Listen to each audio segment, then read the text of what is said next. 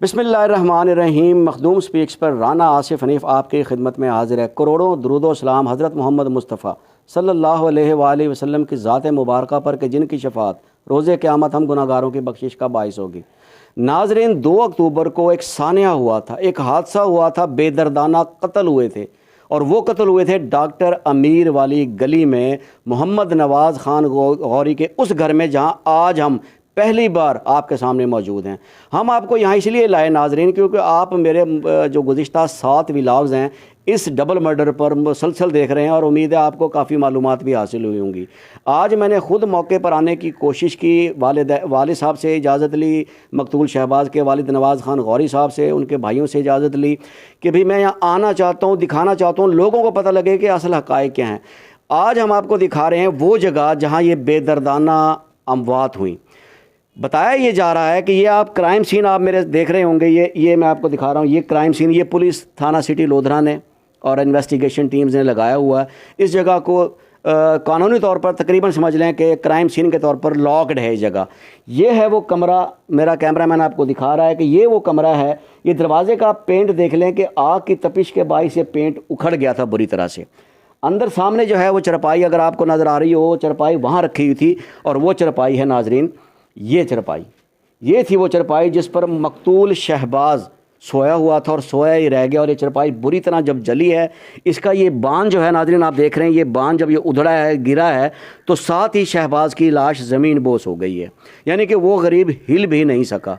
तो ये कोई कहे, अगर आज भी अगर कोई ये कहे कि ये कत्ल नहीं, ये खुदा ना खास्ता कोई ऐसा मसला या कोई ख़ुदकुशी थी, तो दिल मानने को तैयार इसलिए नहीं होता कि इंसान ने अगर अपनी मौत आप भी गले लगानी हो, इंसान ने मरने का फ़ैसला कर लिया हो, किसी भी डिप्रेशन की हालत में ख़ुद को आग लगाने जैसी हरकत, ज़ालिमाना हरकत कर भी ली हो, तो अपनी मौत से कबल वो तड़पता, सिसकता, भागता, दौड़ता ज़रूर है, जो इस केस में कत्ल नहीं हुआ।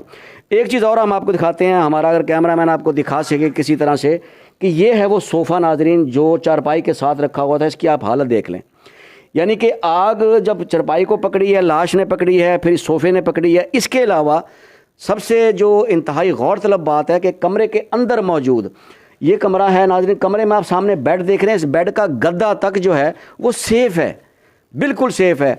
कमरे, उस बेड पर पड़े हुए खिलौने आज भी वहीं पड़े हैं क्योंकि ये अब क्राइम सीन है, किसी ने कोई चीज़ छेड़ी नहीं है, तो ये क्राइम सीन पे खिलौने तक जो है वो बिल्कुल महफूज हैं। कोई चंद के खिलौने जो हैं वो आधे जले होंगे, मतलब पूरे कमरे में कहीं से आग नहीं लगी। अंदर छत है, हम आपको छत दिखाते हैं,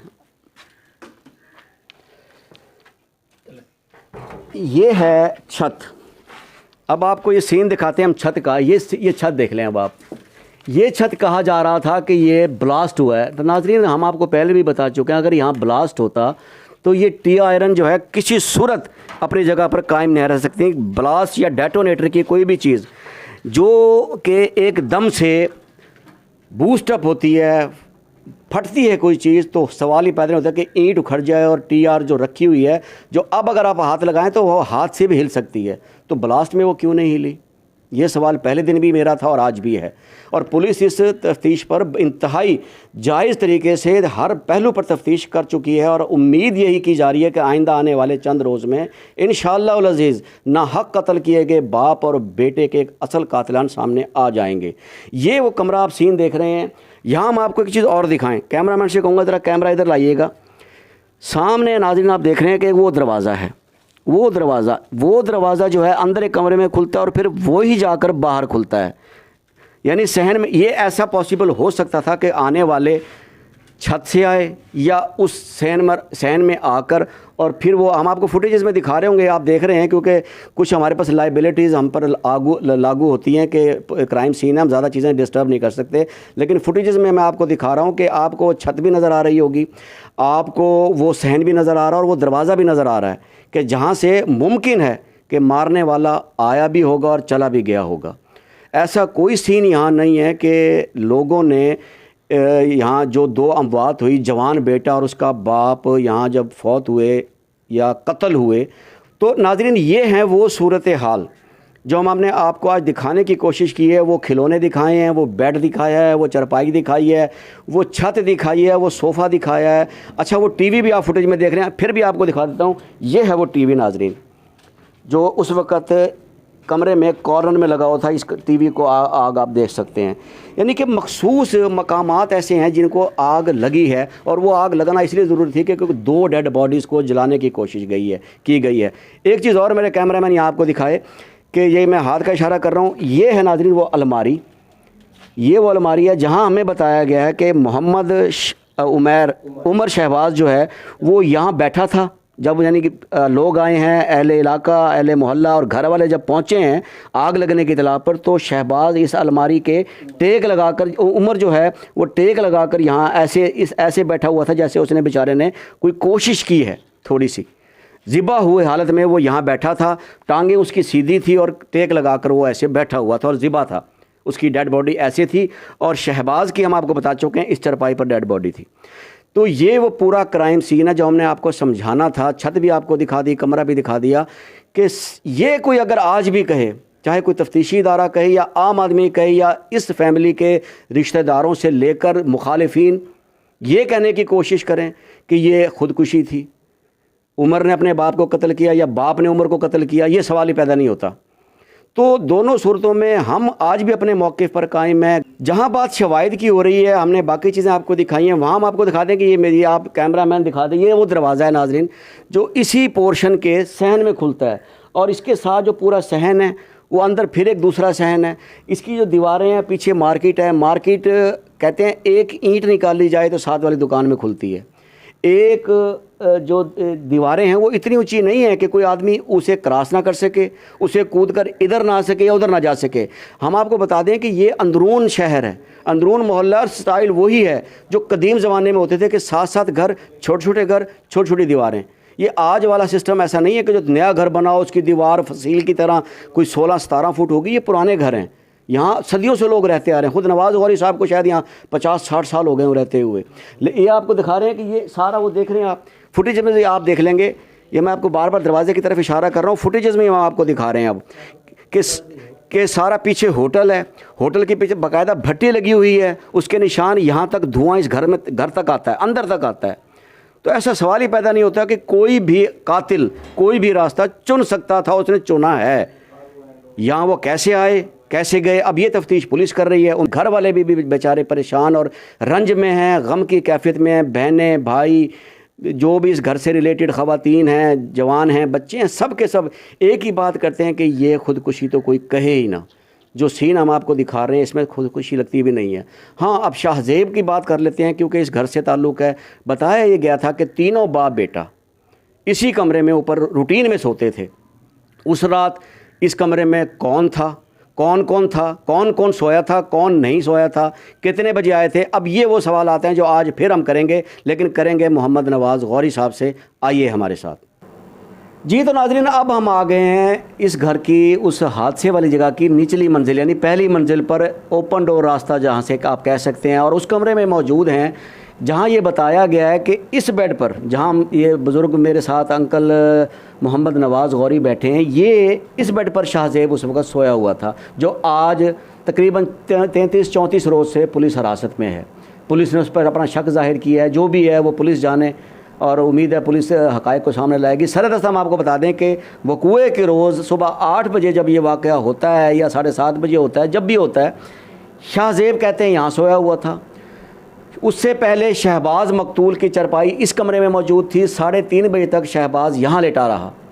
उमर जो है वो आते ही अपनी रूटीन में ऊपर वाले कमरे में चला गया और वो जाकर सो गया। सुबह नमाज फजर के बाद, अदायगी के बाद, मस्जिद से आने के बाद उमर भी ऊपर चला गया, शहबाज भी उठकर ऊपर चला गया। दोनों बाप बेटा रूटीन में अपने पुराने कमरे में या अपनी पुरानी जगह जो ऊपर हमने आपको दिखाई है वो वहाँ सो गए। इस वक्त हमारे साथ मौजूद हैं मकतूल शहबाज के वालिद और मकतूल उमर शहबाज के दादा मोहम्मद नवाज़ गौरी साहब। हम उनसे दो सवालात करेंगे। सवाल ये होगा हमारा कि क्या, एक बात तो मैं पहले आज ये बता दें बिल्कुल, और पहले भी हमने क्लियर किया लेकिन दोबारा आज मौके पे हैं तो दोबारा पूछ लेते हैं कि क्या ऊपर कमरे में या सहन में सुई गैस का कनेक्शन है, और अगर है तो वो चालू है या नहीं है, वहाँ कोई चूल्हा जलता था या नहीं जलता था? जी बताइएगा इस बारे में। वहाँ उसकी वाइफ फौत होने के बाद, बिस्मिल्लाहिर्रहमानिर्रहीम, उसकी वाइफ फौत होने तकरीबन 1 साल हो गया। ऊपर गैस कनेक्शन है, काक लगा हुआ है, वो बंद होता है, चूल्हा नीचे होता है। आधा किलो सिलेंडर लेते हैं, शाहजेब भरवा के लाता था, कभी उमर भरवा के लाता था। वो हमारा सिर्फ चाय बनाने के काम आता था, खाना हम होटल से मंगवाते। अच्छा, आप मुझे ये बताइएगा कि जो हमें अब बताया गया, आप अपने ज़ुबानी बताएं कि जिस रात ये वक़ुआ हुआ, शहबाज कितने बजे ऊपर गया, उमर कितने बजे ऊपर गया और शाहजेब कहाँ था? मेरी था, मैं 8 बजे तकरीबन 5 मिनट रह रहे थे। 8 बजे मैंने रास्ते में सिगरेट लिए और घर आया हूँ। मैं रात को ज़ख्मी होने की वजह से अपनी बेटियों से पट्टियाँ करवाता था। 4 दिन एक बेटी के पास रहा हूँ, 3 दिन एक बेटी के पास रहा हूँ। ऑन कैमरा मेरी बाइक जाती थी समीना के अस्पताल में। जब वक़ुआ हुआ वहाँ खड़ी हुई, मैं जब बेटी से निकला हूँ तो मुझे कहा गया कि शंग्रीला से जाम भी ला के दो, वो बेड भी ला के दो। वो लेके गया हूँ। मुझे बेटी ने कहा कि बाबा नाश्ता करके जाओ। मैं नाश्ता करके वहाँ से तकरीबन 8:02 थे या 8 बजे मैं पहुँचा हूँ तो मेरे घर में कहराम मचा हुआ था। मेरे बच्चों ने कहा ऊपर बच जाए बाबा, ऊपर हालात ठीक नहीं है।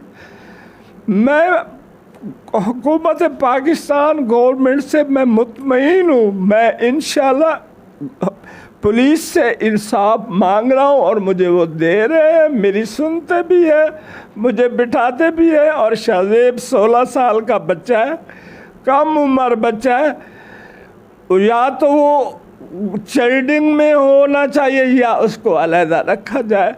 जो मुजरिम होगा उसको कैफे किरदार तक पहुँचाएँ। मेरी पूरी बेटियाँ बच्चे सब थाने गए हैं और 2 तारीख से लेके 3-4 तक अरसलान को कहते रहे हमारा पर्चा काटे, हमारा पर्चा। मुद्दईयत स्टेट के पास है, मुझे कबूल है, लेकिन मैं भी मुद्दई हूँ, मुझे भी साथ रखना चाहिए। शुक्रिया। बस जी, तो नाज़रीन, ये थी सारी कहानी। और मोहम्मद नवाज़ गौरी साहब का रोना भी आपने देख लिया, उनकी दर्द की कैफियत भी आपने देख ली, सारे हालात भी आपने जान लिए। लेकिन फिर भी इन्हें दाद देनी पड़ती है कि इस इतने बड़े साने के बाद इस बुज़ुर्गी के आलम में ये ज़िंदा और जावेद बैठकर अपने बेटे के लिए इंसाफ तलब कर रहे हैं और लोधरा पुलिस पर ख़ासे मुतमईन हैं। सबसे अच्छी बात नाज़रीन ये है क्योंकि इस मुल्क में इंसाफ का मिलना बहुत बड़ा मसला है। लोगों को अक्सर शिकायत रहती है कि पुलिस ताउन नहीं कर रही या इदारे ताउन नहीं कर रहे, लेकिन मोहम्मद नवाज़ गौरी साहब को DPO लोधरा काशिफ असलम पर भी एतबार है। ये उन्हें तमाम तफ्तीशी जितने भी इस केस में अब तक काम कर रहे हैं पूरे स्टाफ पर मुतमईन है और इन्हें ये उम्मीद है कि यही पुलिस, यही जवान, यही अफसर इन्हें इंसाफ देंगे, इनके बच्चों के कातिलों को सामने लाएंगे ताकि इनके दिल को करार आए, मरहूमीन की अरवाह को करार आए, इस घर से रिलेटेड हर रिश्ते को, हर बेटी को, हर बहन को, हर भाई को, हर बच्चे को सुकून आए। और यही हमारी दुआ है नाज़रीन। इसीलिए हम भी इस केस में मुसलसल आपको आगाह कर रहे हैं। आप हमारे लिए दुआ कीजिएगा, इनके लिए दुआ कीजिएगा, हम सब आपके लिए दुआ गो हैं। देखते रहिए मखदूम स्पीक्स, राना आसिफ हनीफ, लोधरा।